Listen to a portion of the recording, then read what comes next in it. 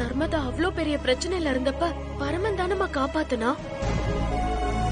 நம்ம கடையில துணிங்க திருடு போனப்போ பரமன் தான் அதை மீட்டு கொடுத்திருக்கான்.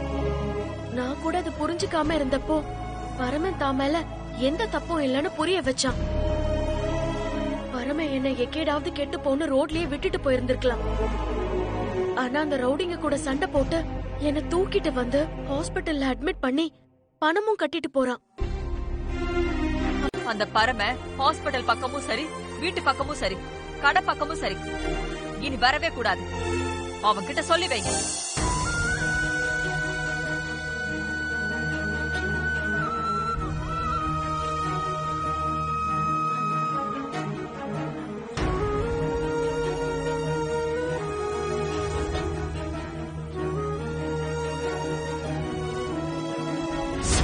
நம்ம தலைக்கு கத்தி வந்ததுக்கு என்னால சும்மா வாய துறக்கிறதுக்கு முன்னாடி அவங்களை காலி பண்ணிடுவேன். அவ்வளோ கொலவெறியில இருக்க. அவங்களுக்கு ஏன் மேல பகன்னா என்ன ஏதாவது பண்ண வேண்டியதானே?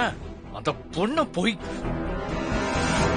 அவனுக்கு மட்டும் என் கையில கிடைச்சானுங்கன்னா மர்டர் கேஸ் ஆனாலும் பரவாயில்ல, சம்பவம் பண்ணிடுவேன். ஒருவேளை அவங்க உன் கண்ணில் பட்டானுங்கன்னு வைய,